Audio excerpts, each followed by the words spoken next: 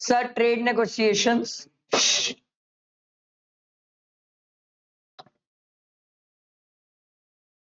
देखो taxonomy of regional trade agreement सबसे पहले दिया हुआ है unilateral trade agreement. Unilateral means one sided. Sir जहां पर importing country offer trade incentive in order to encourage the exporting country. Sir India US को या रशिया को इंसेंटिव प्रोवाइड करता है ताकि वो ज्यादा एक्सपोर्ट करे सर, ठीक है। बायलैटरल मतलब यहां पर दोनों कंट्रीज आ जाएगी सर, ठीक है।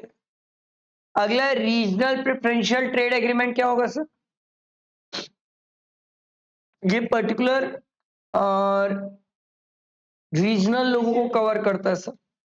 इसका एक एग्जांपल यूरोपियन यूनियन बोल सकते हो सर, एशियन भी बोल सकते हो। ग्रुप ऑफ कंट्रीज, G20 अलग चीज है। Group of countries reduce trade barriers on a reciprocal and preferential basis only for the member of the group.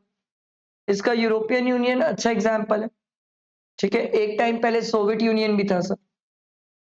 उसके बाद देखो sir trading block, group of countries that have a free trade agreement, ठीक है, between themselves. याद रखना free trade area sir जहां पर eliminate all tariffs and quotas, कोई टैक्सेस वगैरह नहीं लगते सर, ठीक है। कस्टम यूनियन सर बाहर वालों के लिए कॉमन एक्सटर्नल टैरिफ है। बाकी सर अगर कंट्रीज, ग्रुप ऑफ कंट्रीज आपस में ट्रेड करते हैं तो उनके ऊपर कोई टैरिफ और टैक्सेस नहीं है सर। अगला है sir common market deepens a common custom union by providing free flow of output and factor of production by reducing or eliminating internal tariffs on goods by creating a common set of external tariffs। Sir internal tariff को eliminate करते हैं, external tariff common रखते हैं और output के साथ साथ factor का भी मूवमेंट होता है सर, कॉमन मार्केट। अगला है economic and monetary union, free transit of goods and services through the borders, ठीक है, कॉमन मार्केट। इसके बाद देखो सर गेट, मैंने आपको बताया था सर, अब ये तो खत्म हो चुका है गेट, पहले हुआ करता था गेट, ठीक है। Get lost its relevance by the 1980s, पता होना चाहिए सर, ठीक है।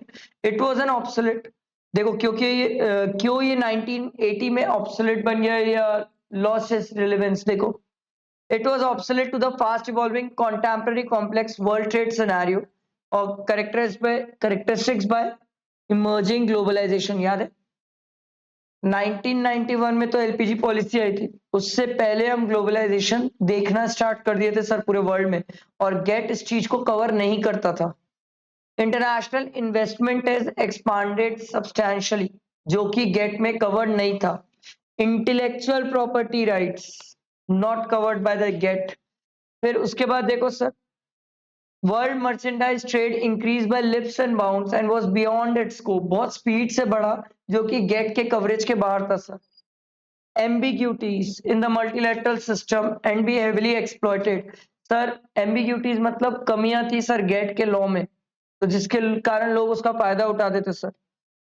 Efforts at liberalising agriculture trade was not successful, agriculture trade liberalise नहीं हुआ गेट में इतना अच्छा। Inadequacies in institutional structures, sir बड़े बड़े जो नए इंस्टीट्यूशंस जैसे यूनाइटेड नेशन ऑर्गेनाइजेशन, ठीक है, और भी बहुत सारे इंस्टीट्यूशंस वर्ल्ड में काम करते हैं, वो प्रॉपर डिस्प्यूट सेटल नहीं कर पा रहे थे गेट के थ्रू।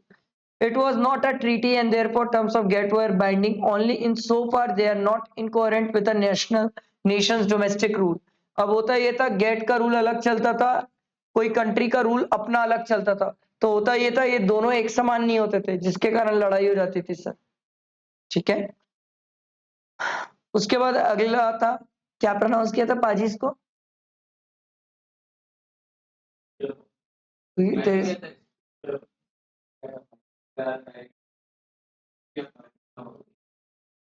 अच्छा अभिनव किया था क्या?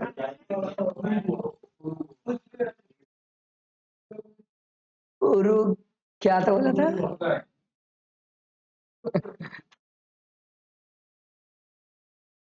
अब एक बात, हाँ, you grey round and the establishment of WTO.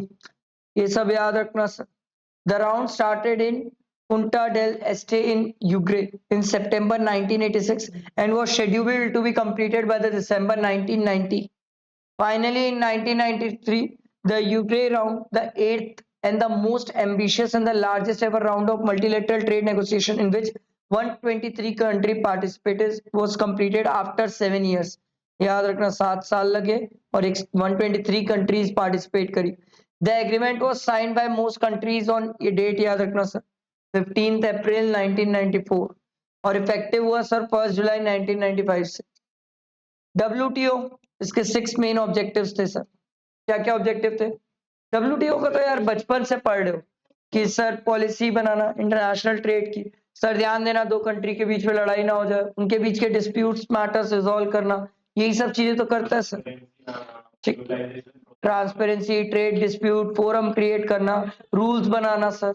ठीक है, ये हम बचपन से पढ़ ले सर. कोऑपरेट कराना इंटरनेशनल ट्रेड में, हेल्प करना डेवलपिंग कंट्रीज को.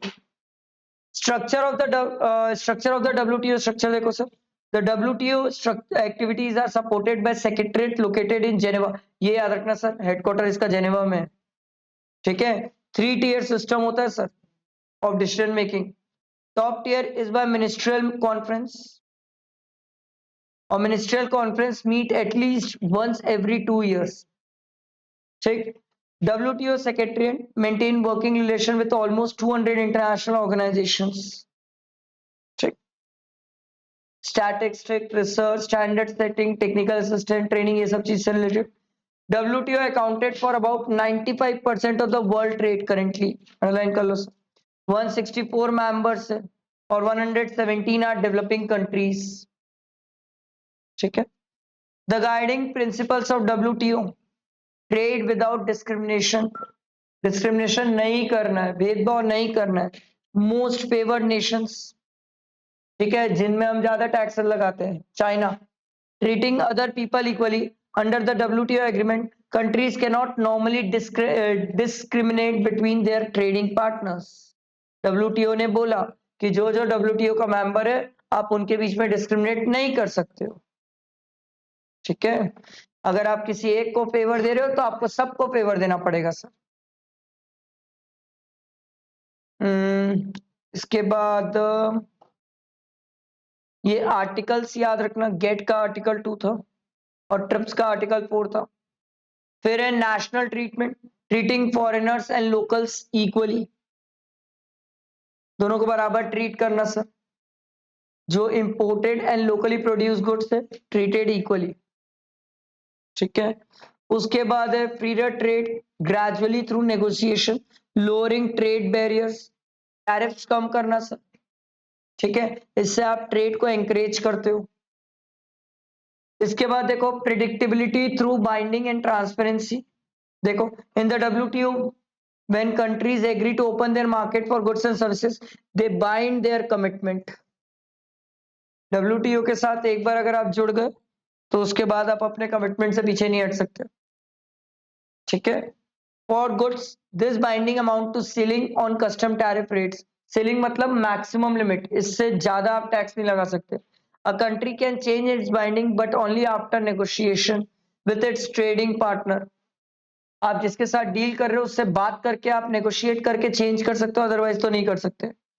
The system tries to improve predictability and stability in other ways as well. ठीक है. One way is to discourage the use of quotas. जो कोटास वाला सिस्टम था उसको हम खत्म करना चाहते थे sir. And other measures use to set limit on quantities of import. Administrating quotas can lead to more red tape and acquisition of unfair play. Another is to make countries trade rule as clear and public transparent as possible.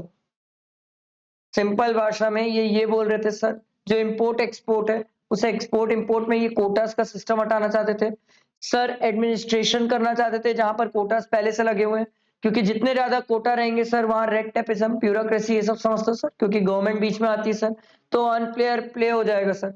एक country दूसरे country के साथ अलग तरीके से trade करेगी. तो इन्होंने बोला नहीं सर, सब WTO के मेंबर है, सब एक समान ट्रीट करेंगे एक दूसरे को. उसके बाद देखो sir promoting fair competition. Sir देखो, rules on non discrimination between most favoured nation and national treatment, ये दोनों के साथ sir secure fair condition of trade, proper trade करो, एक दूसरे के ऊपर माल डंप मत करो, टैक्सेस ज्यादा मत लगाओ। Encouraging development and economic reform, ये तो हम चाहते ही हैं सर, जितना मार्केट डेवलप कर सको, जितना ज्यादा गुड्स प्रोवाइड कर सको, जितना ग्रो करो सर। WTO एग्रीमेंट्स देखो sir, feature of which agreement is beyond the scope of this unit, only the major provisions are given below। कुछ मेजर है, देखो एग्रीमेंट ऑन एग्रीकल्चर, ये एग्रीमेंट था। सैनिटरी एंड साइटोसैनिटरी, याद है, इसके बारे में हम पढ़े सर, ठीक है। फिर agreement on textile and clothing, ठीक, ये एग्रीमेंट था। ये एग्रीमेंट आपको पता होना चाहिए कि WTO एग्रीमेंट्स में क्या क्या कवर हुए sir. Agreement of technical barriers to trade, TBT, ठीक। फिर agreement on trade related investment measures, TRIMs, ठीक है। याद रखना ये एग्रीमेंट क्या है और इस एग्रीमेंट के अंदर किस चीज की बातें हो रही है सर, ठीक है। एंटी डंपिंग एग्रीमेंट, कोई डंप मत करो अपना माल किसी के वहां। कस्टम वेल्युएशन एग्रीमेंट की कोई भी प्रोडक्ट की वैल्यू कैसे करोगे कस्टम के बेसिस में। देखो हार्मोनाइज सिस्टम ऑफ नोमेनक्लेचर, मोटी सी बुक जिसमें लिखा हुआ है किसी की वैल्यू कैसे करना है। Agreement of pre shipment inspections, ये सब एग्रीमेंट्स है सर। आपको ये एग्रीमेंट पढ़ना होगा, एग्रीमेंट का मतलब समझ के रखना है। हो सकता है एग्जाम में आपको लाइन दे दे और पूछे किस टाइप का एग्रीमेंट है, तो अगर आपको पता होगा ना तभी आप उसको टिक कर पाओगे सर। आप इसको समझना, रटना मत सर, समझ लेना। अगर आप समझ गए तो आपको क्लिक कर जाएगा सर ये एग्रीमेंट इससे रिलेट करता है सर, ठीक है। जैसे ये रूल्स ऑफ ओरिजिन है, इससे हमें अलग से पता चलता है सर कि ये गुड्स कहाँ से चला है सर, कहाँ बना था ये गुड्स, पहली बार कहाँ से मूव हुआ है सर, रूल ऑफ ओरिजिन बताएगा।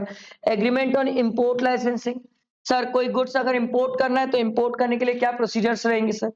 Agreement on subsidies and countervailing measures, क्या उस प्रोडक्ट में सब्सिडीज है सर, कैसे हम प्रोडक्ट को इंपोर्ट करेंगे, ये सब प्रोसीजर्स रहेंगे, ठीक है। सेफ गार्ड, गेट्स, ये सब एग्रीमेंट आपको पढ़ना चाहिए सर, ठीक है। उसके बाद अगला देखो सर, दोहा राउंड, ये क्या था याद है।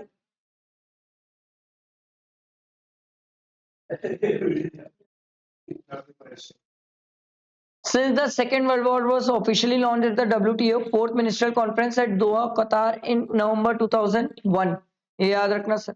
The round seeks to accomplish major modification of the international trading system through lower trade barriers, याद रखना, and revised trade rules। Modification की बातें किया था सर इसमें, मॉडिफिकेशन ऑफ इंटरनेशनल ट्रेड, ठीक है। The negotiation include 20 areas of trade and the most controversial topic in Doha round was agriculture trade, ये ध्यान रखना। समझ आया, ये आपका इंटरनेशनल ट्रेड का 3rd यूनिट था।